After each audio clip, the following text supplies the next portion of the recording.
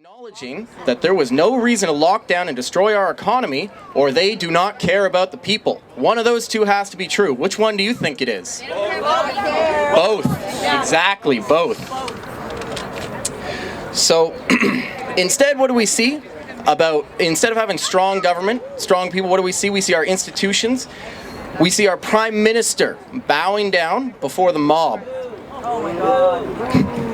And this is a blatant acknowledgement of what this has become, which is fear tactics. He is the mob, exactly.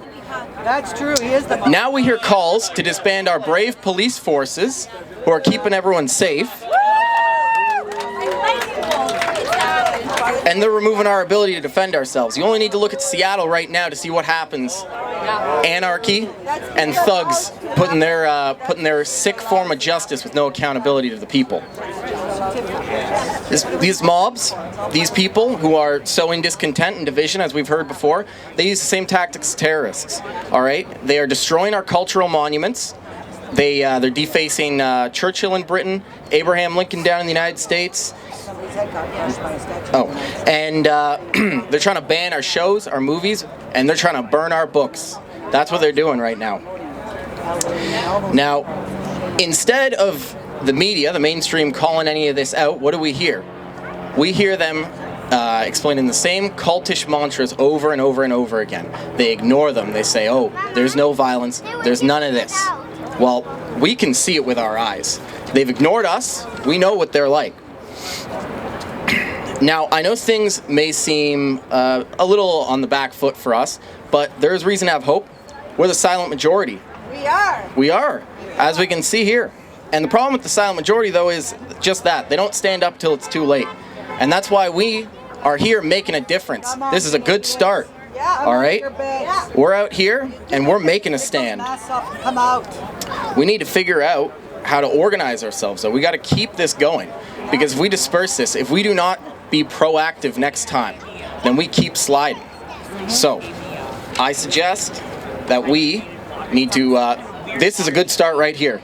And we need to come together, we need to talk to people, we need to get to know each other. And kick some ass! Exactly. We're out here defending our culture, we're out here defending our liberty. And this is something that our forefathers paid in spades to get us. No kidding! And if we give that up, that'll all be for vain. Over 43,000 people. Exactly, lest we forget. Now, we need to continue what we're doing here. And I think that we have a good thing here, what we're doing. We got a fire going, and if we keep it burning, if we keep standing up for what we believe in, then no one can defeat us. We may be fighting an uphill battle, but the greatest stories in history are when the little man stands up to the big man against all odds. David and Goliath, and that's us. So let's get out there. Let's show them we will not go quietly into the night, that we're going to stand up for our God-given rights, paid for by the generations before us, that we do not have to use violence and intimidation to do it. We're going to stand on our morals, we're going to stand for a just cause, and we will not compromise with those who are willing to take away everything that we hold dear. Most importantly, let's make our children proud to say that they did not kneel. Thank you. Kyle, everybody, that's Kyle. Big round of applause. Without further ado, I'm going to bring up my favorite person right now to this microphone. I just love this young man. He is an advocate for those with mental afflictions, anxiety, and Maddie, I just love you so much. Everybody, this is Maddie. Thank you so much. Your faith, your support, coming to this has actually saved my life. Hugs save lives. They are not just better than masks, they save lives. Connectivity is the foundation to actually healing from any mental health affliction, whether it be minor anxiety or the major stuff I suffer, like bipolar disorder, autism, all these types of things have become my gifts. I stand here representing every person too afraid and stricken down by their mental health because they are seen as invisible. It is an incredible oppression that we actually suffer, and so I have found the strength inside myself through my recovery to stand here as one voice on behalf of all of those too afraid to stand up. And this lockdown is killing us. Unemployment, 1% will double deaths of distress. I am calling everyone to do away with the term suicide. It actually perpetuates and teaches us to hurt ourselves. These are deaths by distress. We are in distress. We are not wanting to die. We want to live, and there is no solution for it. And we have been put down exponentially. If we take 15% unemployment with the best number I can come up out of 2017, there's lag in numbers. I'm serious. I'm getting to the bottom of this.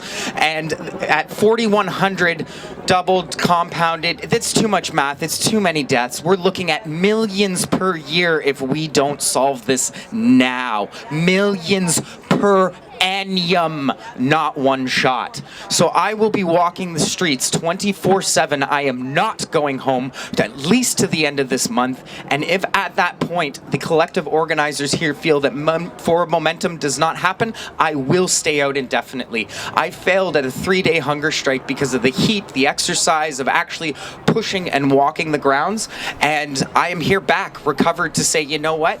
We are stronger. You can't put us down. I will adapt. I'm just going to eat, and that way I can stay and push this message. Come talk to me. I have days of things to talk about. Come share your stories. I am collecting them to be that voice. Come talk to me. Sign the back of the board if you are for hashtag mental health is visible. I'm trying to push this. I found it unused in October. Anything mental health, please help and use that hashtag. Help me build a foundation to house and home homeless and mental health.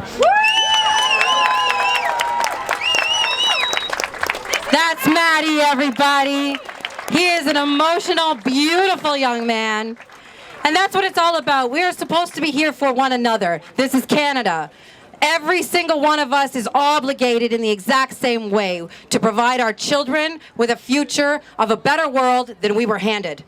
That's our job, and that's what we unite under. This is not a partisan movement. This is not a race movement. This is not anything to do with politics. We don't care what you believe in, who you believe in, what your faith is, what color your skin is. None of that matters. What matters is the democracy that gives us the ability to be who we are as individuals and unite under democracy, one flag, for our future, for our children.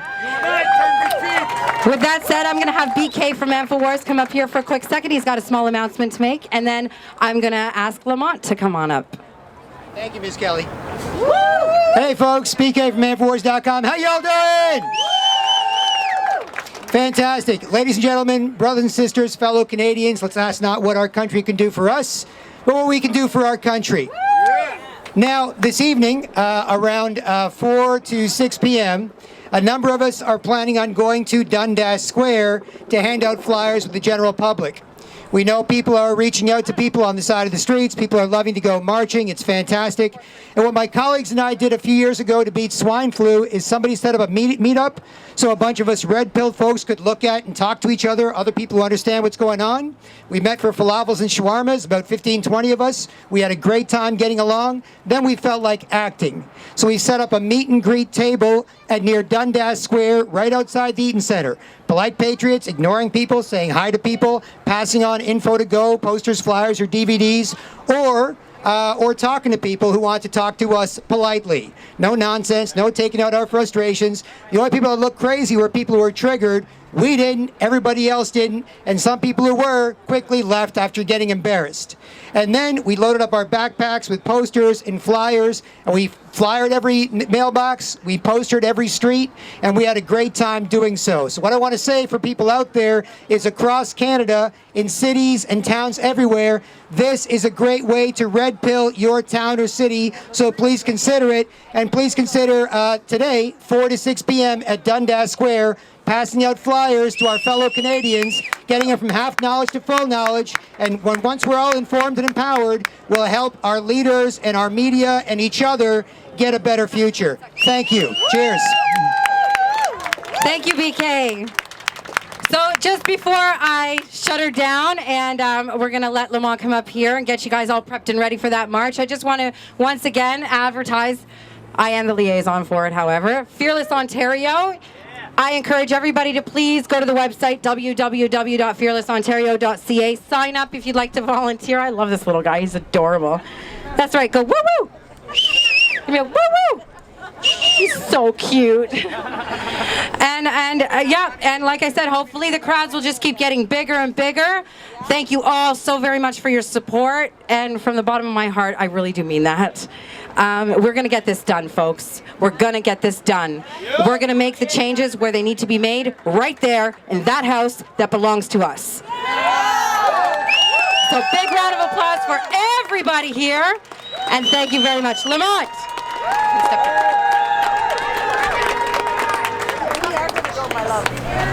Sorry. It's okay.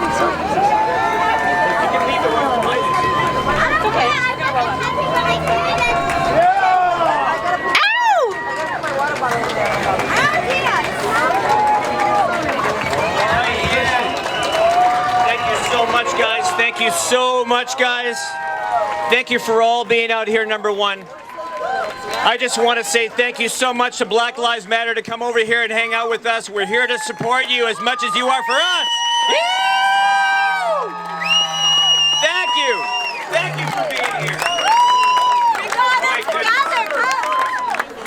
First of all, I just want to say thank you to all the wonderful speakers out there. You guys have been amazing. We've been out here 8 times. 2 months, people, we've been out here. A celebration of freedom and rights. My name is Lamont. I'm one of the leaders of Celebration of Freedom and Rights on Facebook. I'm also one of the leaders of the of Free North Patriots, which is another group on Facebook. And I'm also a member of the Line Canada movement. And the Line Canada movement was, quite frankly, put together so that if mainstream media has a hard time, if something goes down, like on Facebook where we have all our groups and stuff, that we have a place where all the information is kept for our people. We always know when the protests or the marches are going to be, and the flyers are there for all the events, right? So what I totally recommend is that you go to the table right over here near the big tree where the water and the food is, and sign up, get one of these little flyers for the nomorolockdown.ca, and you'll have it right to the Line movement where you can put your information in, and we're there to support you. So, you know what? Vlad, I just want to say thank you for saying the whole yes thing. Does everybody agree that this is awesome today? Yes or yes? Woo! And once again, Black Lives Matter, thank you for being here with us. Number one. Woo! Now, I want to also reassure people that, you know what, BLM or BK, Black Krishna, was just up here talking about the Great Canadian House Party. He's already done my job because we're going to go over there at 4 o'clock to help flyer Dundas Square, to give people, the conventional people, a little bit of an idea of what kind of awesome people we have here with awesome messages, okay? Dundas Square, 4 o'clock, we'll be there. Also, I want to talk about Dufferin Grove this Saturday from 12 to 3. We're going to be having a drumming circle there. And you know what? I've been hearing this whole thing about a $3,000 fine for not wearing your mask in public and all that jazz from starting on Monday. So you know what? Thursday might be a little contentious. But what we're saying is this. Before that point, we will have some verbology. We'll have some things that we can say to the people to say, no, you can give us a ticket if you want, but quite frankly, you can't prove anything to do with having a $3,000 fine. It's ridiculous. Okay, and we're just going to drumming at Dufferin Grove on Thursday from 12 to 3. And the next thing I want to do is really just go through the parade march that we're going to have very soon here, as soon as we're done. It's going to be, once again, east on College to Church. We're going to go north on Church to Wellesley. And then we're going to go west on Wellesley, down to Yonge, south on Yonge, back across College, and then come back here and join all our wonderful folk. Yeah. And what we're saying is this. Maybe some people should hang out here just to hold headquarters for us to make sure all the BLM people have some awesome support too. And then we're going to go for a march and we're going to come back. So who's with me for a march today? And we want to invite anybody else that wants to come along that hasn't been here too often. We're here to support you. Let's hit the streets, people. Yeah. Right this way. Follow Lamont to follow the march. Everybody, right that way.